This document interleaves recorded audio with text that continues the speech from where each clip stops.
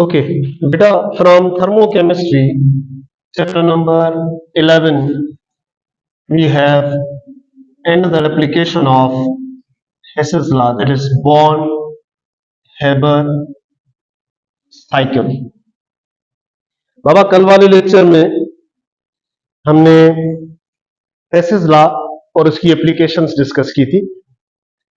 एक और एप्लीकेशन है बॉर्न-हेबर साइकिल. बाबा बॉर्न-हेबर जो साइंटिस्ट के नाम है. Born-Haber cycle, again this is related with the formation, heat of formation.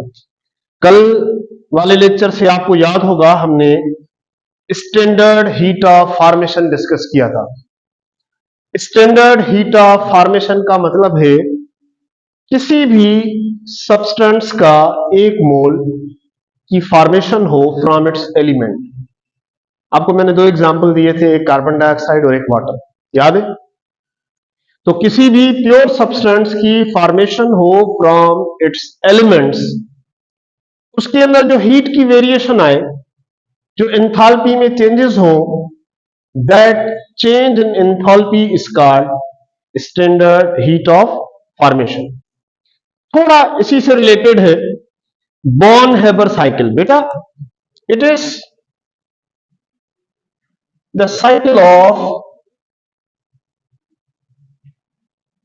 enthalpy change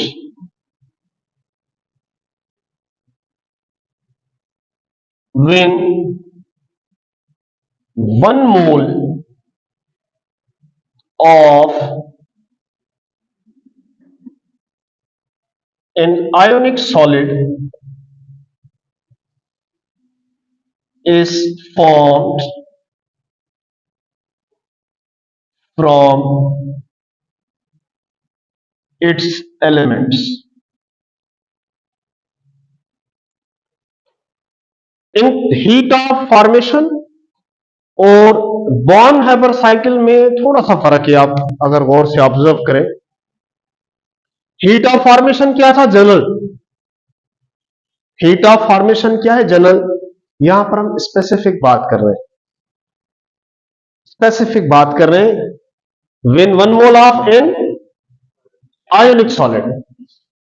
heat of formation क्या था? जनरल. बाबा, change in enthalpy when 1 mole of a substance is formed from its element.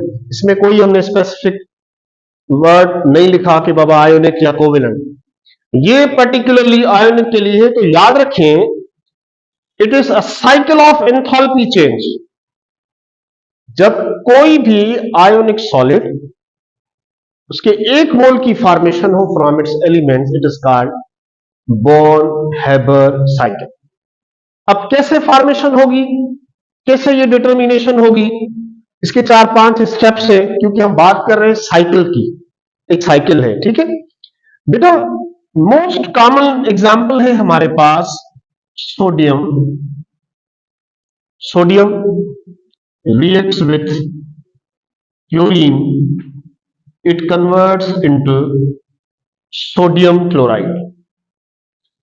इसकी जो delta H F है, standard heat of formation, वो क्या है? -411 kilo joule पर मोल. बेटा, ये कौन सी एनर्जी है? ये एनर्जी क्या है? Heat of formation. किसकी हीट ऑफ फॉर्मेशन है? सोडियम क्लोराइड की, जो कि एक आयोनिक सॉलिड है. ठीक है.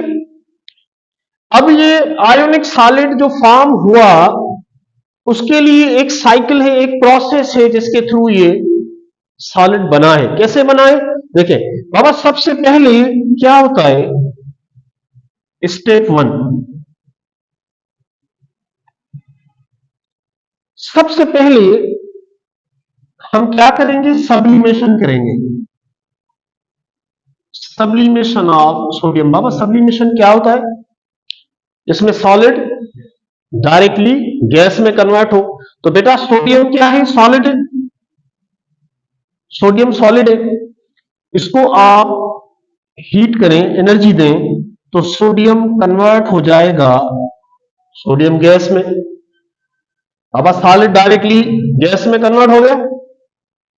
इसकी जो डेल्टा एच है, ये कौन सी एनर्जी है बेटा? सब्लिमेशन है, तो यहां पर मैं मेंशन कर लेता हूं डेल्टा एच सब्लिमेशन, और वो कितनी है प्लस 108 किलो जूल पर मोल। इसके बाद स्टेप 2,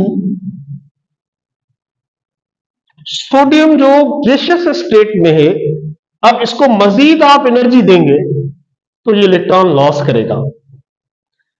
ये कैसे देखें, आपको याद है इंटर क्लासेस में, आई मीन इनऑर्गेनिक केमिस्ट्री में, हमने एक टर्म पढ़ा था आयोनाइजेशन पोटेंशियल, याद है? आयोनाइजेशन पोटेंशियल क्या है? Energy required to remove the electron from a gaseous atom, from a gaseous atom.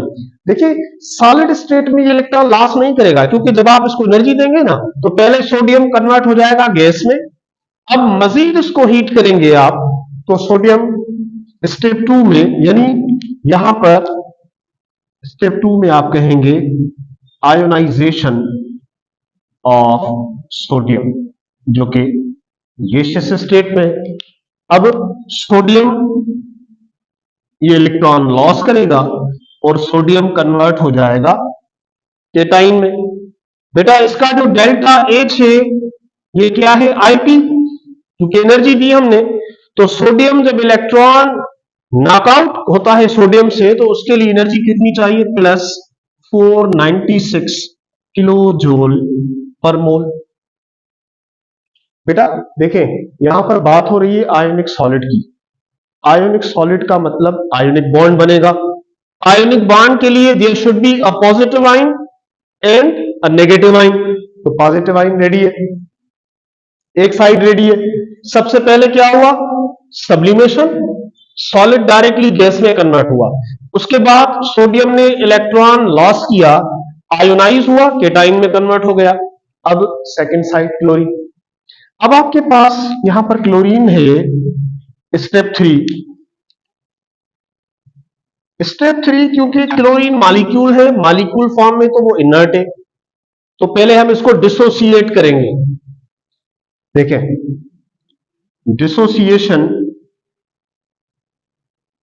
of chlorine molecule, we have like this one, सही है। अब इसका जो डेल्टा एच है बाबा, ये कौन सा डेल्टा एच है? डिसोसिएशन, तो यहां पर हम मेंशन करेंगे ये डिसोसिएशन है, इज इक्वल टू, क्योंकि ये हाफ मॉलिक्यूल की बात हो रही है, 1/2 है ना बेटा, तो आप लिखेंगे 1/2, और क्लोरीन की जो बॉन्ड एनर्जी है वो कितनी है? 242 किलो जूल पर मोल। क्लियर? अब ये क्लोरीन मॉलिक्यूल एटॉमिक फॉर्म में कन्वर्ट हुआ। Step 4 will be formation of chloride ion. अच्छा नेगेटिव आयन बनता है तो इसको क्या कहते हैं? इलेक्ट्रॉन अफिनिटी, टेंडेंसी या capacity of an atom to gain an electron to form a negative ion, it is called electron affinity. Chlorine की ज्यादा है, हेलोजेंस आपको पता है हाईली इलेक्ट्रोनेगेटिव एलिमेंट्स है। तो बाबा यहां पर स्टेप 4 में क्लोरीन एक इलेक्ट्रॉन गेन करेगा और ये कन्वर्ट हो जाएगा क्लोराइड माइनस। इसका जो डेल्टा एच है इसको क्या कहेंगे? इलेक्ट्रॉन अफिनिटी, वो होता है -348 किलो जूल पर मोल। अब आप समझ रहे हैं? अब आपके पास सोडियम आयन रेडी है, क्लोराइड आयन रेडी है। अब हमें मालूम क्या करना है इसमें, हम क्यों डिस्कस कर रहे हैं बॉन्ड हाइब्रिड साइकिल? अब होगा क्या, ये जो 1 मोल ऑफ सोडियम आयन है और 1 मोल ऑफ क्लोराइड आयन है, ये कन्वर्ट होगा क्रिस्टल लैटिस में। बाबा आयनिक कंपाउंड्स किस फॉर्म में होते हैं? क्रिस्टल लैटिस में, 3 डायमेंशनल स्ट्रक्चर में। जब 3D स्ट्रक्चर बनेगा तो डेल्टा एच, इसको क्या कहेंगे? Lattice energy. बाबा क्या कहेंगे इसको? Lattice energy. ये हमें फाइंड करना है। लेटेस्ट एनर्जी हमें डिटरमाइन करनी है। अब 4 स्टेप्स इनिशियल हम करके आए हैं, तभी मैंने लिखा है ना, देखिए डेफिनेशन में, it is the cycle of enthalpy change. Step 1, step 2, step 3, step 4, step 5। इसका 4 स्टेप्स की डेल्टा एच हमें गिवन है, एक की हमने डेल्टा एच फाइंड आउट करनी है, जिसको हम कह रहे हैं लेटेस्ट एनर्जी। अब बेटा याद रखें, ये जो फार्मूला क्या क्या कौन सा लगेगा, देखें, delta H F is equal to delta H sublimation plus delta H ionization plus delta H dissociation plus delta H electron affinity plus delta H lattice energy, delta H lattice energy. अब आपके पास इन सब की value है, हमें find out क्या करना है बाबा, ये फाइंड करना है, बाकी सब की वैल्यू हमारे पास है। तो डेल्टा एच एफ की वैल्यू आपको गिवन है, कितनी है, -411 is equal to delta H sublimation कितना है, 108। बाबा आयोनाइजेशन एनर्जी कितनी है, 496 और डिसोसिएशन है 242, हाफ तो मतलब क्या हो जाएगा, 121। तो ये 121 प्लस इलेक्ट्रॉन अफिनिटी है माइनस में, -348 प्लस ये आपने कैलकुलेट करना है। ठीक है बेटा, समझ रहे हैं, ये सिर्फ हमने ये फाइंड करना है, बाकी सबकी वैल्यू पुट कर दी हमने। अब -411 इन तीनों को प्लस करें, 725 -348 plus delta H lattice energy. अब देखें, इसमें से ये माइनस करेंगे हम, तो 411 ये कितना हो जाएगा, 237, अच्छा 273 plus delta H L E. अब देखें, हमने फाइंड क्या करना है, ये 373 है, चले 373। बाबा अब हमने फाइंड आउट क्या करना है, लेटेस्ट एनर्जी। ये यहां पर प्लस है, इसको हम इस तरफ ले आए तो क्या हो जाएगा, माइनस का हो जाएगा। तो delta H lattice energy is equal to -411 -373। तो डेल्टा एच लेटेस्ट एनर्जी हुआ -784 किलो जूल पर मोल। ठीक है, अब 377 है, 377 कर ले, 377 हानेबल, ओके। 411 -3 788 किलो जूल पर मोल, ये हो गया बाबा। ये क्या है, लेटेस्ट एनर्जी फॉर NaCl, यानी जब सोडियम क्लोराइड का एक मोल 3 डायमेंशनली एक क्रिस्टल लेटिस में अरेंज होगा, तो उसमें जो एनर्जी लिबरेट होगी वो कितनी होगी, 788 किलो जूल पर मोल। इसको हम कहते हैं Born Haber cycle, the cycle of enthalpy change. ठीक है, ये कंप्लीट एक साइकिल है जिसमें एन आयोनिक सॉलिड, ये बात हो रही है स्पेसिफिक आयोनिक सॉलिड की, तो हम समझते हैं कि आयोनिक सॉलिड का मतलब है फॉर्मेशन ऑफ आयोनिक बॉन्ड। तो आयोनिक बॉन्ड के लिए बेटा ये स्टेप्स कंपलसरी हैं, ठीक है ना। तो सबसे पहले सब्लिमेशन होगी, उसके बाद आयोनाइजेशन हो, सोडियम केटाइन में कन्वर्ट होगा, फिर जो क्लोरीन मॉलिक्यूल है या कोई भी नॉन मेटल यहां पर होगा तो उसकी डिसोसिएशन है अगर वो मॉलिक्यूलर फॉर्म में है, और then we have the formation of the chloride ion, जिसको हम क्या कह रहे हैं, इलेक्ट्रॉन अफिनिटी। इलेक्ट्रॉन अफिनिटी का मतलब है नेगेटिव आयन बनाने की सलाहियत। Capacity of an atom to gain an electron, और इसके बाद 3 डायमेंशनल नेटवर्क बनेगा, उसकी एनर्जी हमने कैलकुलेट कर दी, it is called lattice energy. Clear हो गई बात? बाबा समझ में आ गया? अच्छा, तो याद रखें heat of formation will be general. ये क्या है? स्पेसिफिकली हम बात कर रहे हैं आयोनिक सॉलिड के लिए। अच्छा, अगर आपसे सवाल किया जाए, एक एमसीक्यू मिल गया हमें, देखें, इन रिएक्शन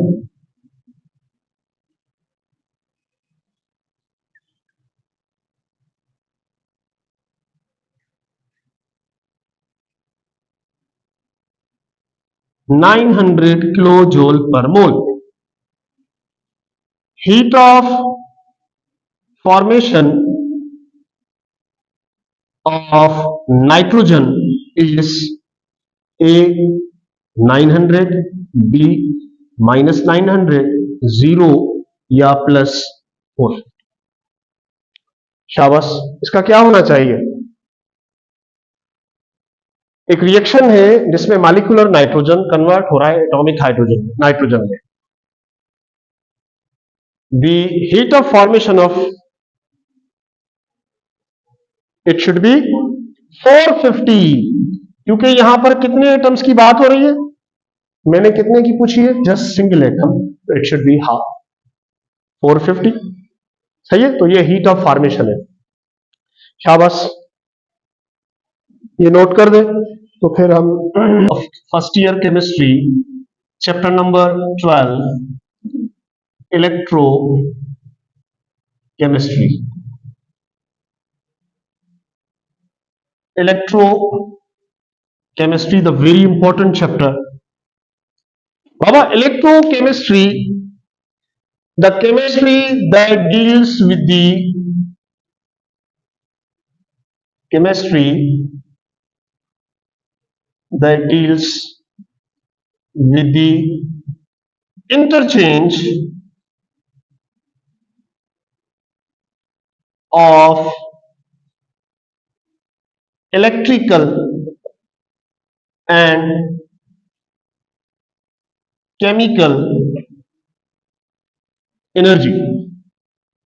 बाबा, इलेक्ट्रोकेमिस्ट्री के अंदर हम क्या डिस्कस करते हैं कि इलेक्ट्रिकल एनर्जी केमिकल एनर्जी में कन्वर्ट होती है और केमिकल एनर्जी इलेक्ट्रिकल एनर्जी में कन्वर्ट होती है। हम यहां पर 2 किस्म के सेल्स डिस्कस करते हैं, एक इलेक्ट्रोलाइटिक सेल, एक इलेक्ट्रोकेमिकल सेल। रिडॉक्स केमिस्ट्री हम यहां पे डिस्कस करेंगे। तो electrochemistry, the chemistry that deals with the interchange, यानी इलेक्ट्रिकल को केमिकल में कर सकते हैं कन्वर्ट, और केमिकल एनर्जी को इलेक्ट्रिकल एनर्जी में कन्वर्ट कर सकते हैं, वाइस वर्सा। तो electrochemistry, the branch of chemistry that deals with the interconversion of electrical and chemical energy. Clear?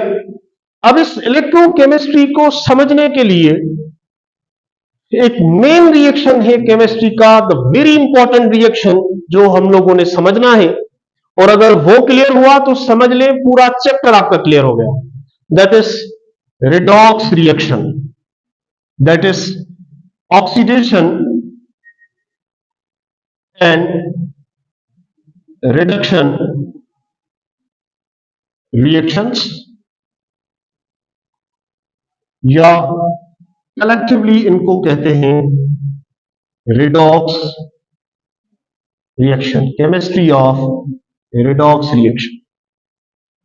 2 processes हैं यहां पर, एक ऑक्सीडेशन और एक रिडक्शन। ऑक्सीडेशन सिंपली, ऑक्सीडेशन को कैसे डिफाइन किया जाएगा? द प्रोसेस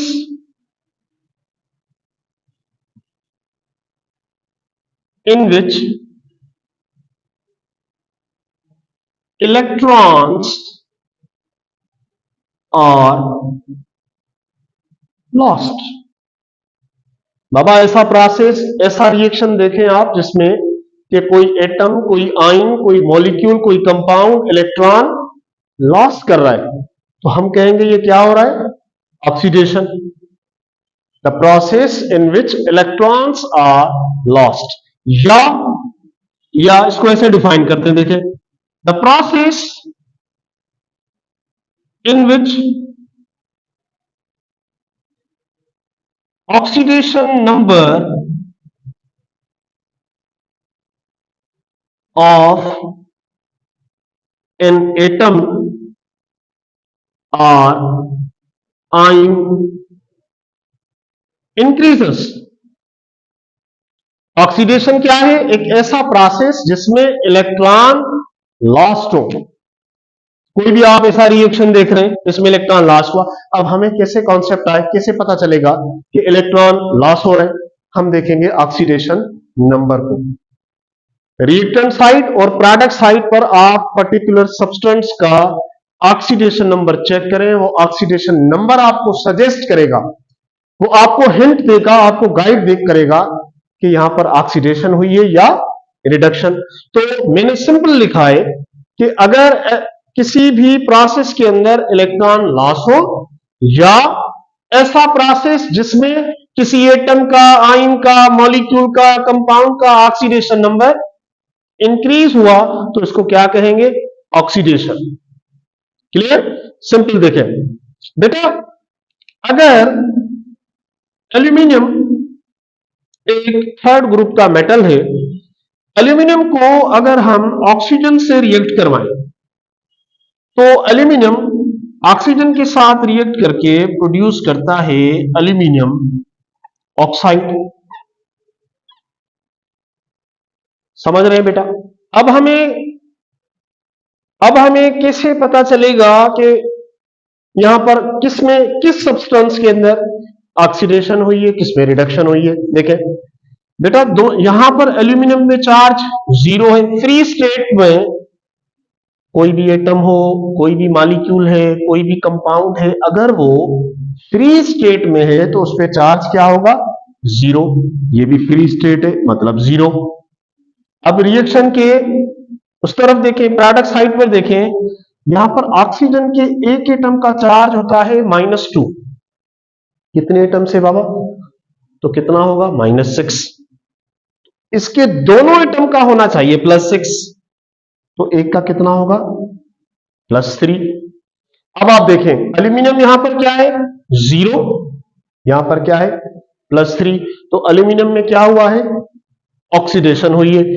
इसका मतलब है कि एल्यूमिनियम ने 3 इलेक्ट्रॉन लॉस किए। याद रखें, कोई भी एटम, कोई भी आयन या मॉलिक्यूल जितने इलेक्ट्रॉन लॉस करेगा उतने पॉजिटिव चार्जेस उस पर इंट्रोड्यूस्ड होंगे। जितने भी इलेक्ट्रॉन लॉस हुए, 1 इलेक्ट्रॉन लॉस हुआ, 1 प्लस चार्ज। 2 इलेक्ट्रॉन लॉस हुए, 2 प्लस चार्जेस होंगे।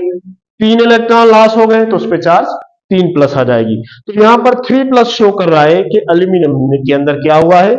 ऑक्सीडेशन हुई है। और ऑक्सीजन के अंदर क्या हुआ है? रिडक्शन, क्योंकि 0 था, ये क्या है? -2। अच्छा, तो ये है ऑक्सीडेशन।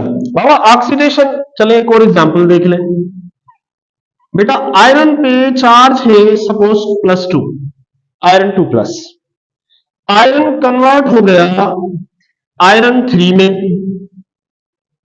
बेटा आयरन 2 कन्वर्ट हो गया आयरन 3 में। इसका मतलब है इसने 1 इलेक्ट्रॉन लॉस किया है। देखें बाबा, +2 +3, ऑक्सीडेशन नंबर बढ़ गया। तो मैंने यहां पे क्लियर लिखा है, the process in which oxidation number of an atom और ion increases. Oxidation number increase हो, तो यहां पर आप देखें +2 से +3 हो गया। इसका मतलब है ये क्या है? ऑक्सीडेशन है। अच्छा, ये देखिए भला, अगर आपके पास है क्लोराइड और ये कन्वर्ट हो गया क्लोरीन मॉलिक्यूल में, बेटा यहां पर कौन सा प्रोसेस हुआ है? ऑक्सीडेशन हुई है या रिडक्शन? यहां पर चार्ज है -1, यहां पर चार्ज है 0, ये ऑक्सीडेशन है। देखिए माइनस था ना, तो इसने क्या किया? 2 इलेक्ट्रॉन लॉस कर दिए। जब दो लॉस किए तो ये दो माइनस के चार्ज, दो प्लस के चार्ज कैंसिल, चार्ज क्या आ जाएगा? जीरो। तो ये भी ऑक्सीडेशन है, समझ रहे? This is also oxidation. ऐसे ही अगर आपके पास देखें स्टेनस जीरो टिन, ये कन्वर्ट हो गया स्टेनस टू में, ऑक्सीडेशन नंबर बढ़ गया, तो इसका मतलब है इसने दो इलेक्ट्रॉन लॉस किए, तो ये भी ऑक्सीडेशन कहलाएगा। ठीक है बेटा? तो ऑक्सीडेशन का ये तो बड़े सिंपल से रिएक्शन दे रहा। अगर आपको कॉम्प्लेक्स भी दिया जाए तो हम किस चीज को देखेंगे? Oxidation number. अगर किसी एटम का ऑक्सीडेशन नंबर इंक्रीज हो रहा है तो समझ जाएं ये ऑक्सीडेशन है। अगर ऑक्सीडेशन नंबर डिक्रीज हो रहा है तो हम कहेंगे कि ये क्या है? रिडक्शन। तो रिडक्शन इसका ऑपोजिट प्रोसेस है। Reduction the process in which electrons are then, बाबा ऐसा प्रोसेस जिसके अंदर कोई एटम, आयन या मॉलिक्यूल जिसने इलेक्ट्रॉन गेन किए, इलेक्ट्रॉन गेन हुए, तो इस प्रोसेस को कहा जाएगा रिडक्शन। या इसको हम ऐसे डिफाइन कर सकते हैं, or the process in which oxidation number of an atom or ion decreases। अगर ऑक्सीडेशन नंबर इंक्रीज हो रहा है तो ऑक्सीडेशन, अगर ऑक्सीडेशन नंबर डिक्रीज हो रहा है तो रिडक्शन। देखिए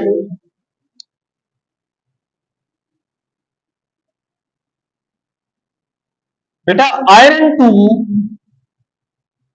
कन्वर्ट हो गया आयरन 0 में। यहां पर आयरन पे चार्ज क्या है? +2। यहां पर चार्ज क्या है? 0। इसका मतलब है इसने दो इलेक्ट्रॉन गेन किए, तो ये दो प्लस चार्जेस से दो माइनस आएंगे, दोनों कैंसिल हो गए, चार्ज हो गया 0। तो ये क्या है? रिडक्शन। ये क्या हो गया? रिडक्शन। सेम में अगर आपके पास है, देखें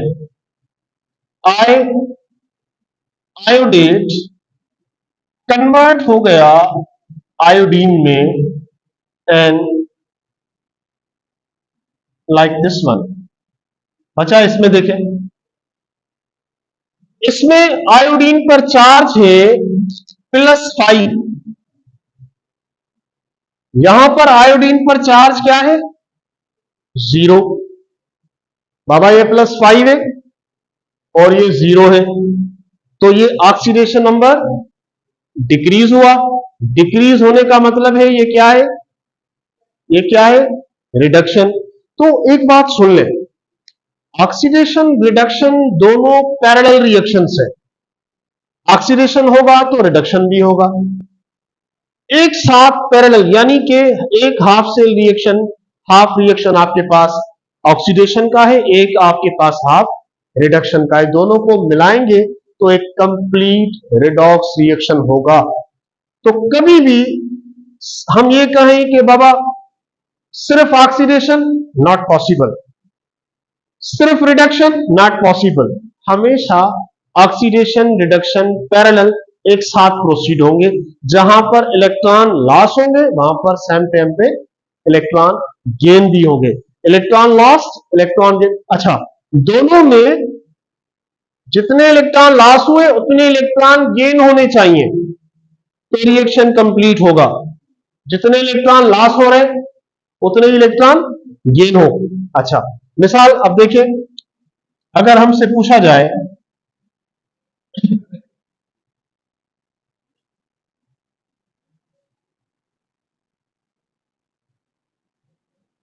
अब हमसे पूछा जाए कि बाबा इसमें सल्फर के अंदर ऑक्सीडेशन हो रहा है या रिडक्शन? आप रिएक्टेंट साइड पर देखें, पहले सल्फर का ऑक्सीडेशन नंबर क्या है। अब प्रोडक्ट साइड पर देखें, अगर ऑक्सीडेशन नंबर इंक्रीज हो रहा है तो हम कहेंगे ऑक्सीडेशन, अगर ऑक्सीडेशन नंबर डिक्रीज हो रहा है तो इसका मतलब रिडक्शन। तो शाबाश, क्या होना चाहिए यहां पर? ऑक्सीजन सल्फर का ऑक्सीडेशन नंबर है +4, इट इज +4, क्योंकि ऑक्सीजन के एक एटम का -2 होता है, तो ये होगा -6। ये -6 हमें बराबर करने हैं -2 के, तो +4। यहां पर -2 मल्टीप्लाई बाय 4, -8 हमें बराबर करने हैं -2 के, तो बाबा इस पे चार्ज क्या आएगा? तो इसका मतलब है कि यहां पर क्या हुआ? ऑक्सीडेशन। ये ऑक्सीडेशन हो गया।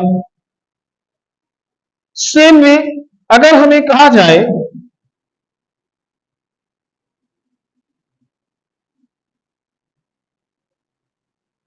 बेटा, अगर हमें कहा जाए, देखें मैंगनीज के अंदर कौन सा प्रोसेस हुआ है यहां पर? इस मैग्नेट आयन में मैंगनीज का ऑक्सीडेशन नंबर है +7। यहां पर कितना है? क्या हुआ है ये? रिडक्शन। This is reduction. यानी कि इसने कितने इलेक्ट्रॉन गेन किए?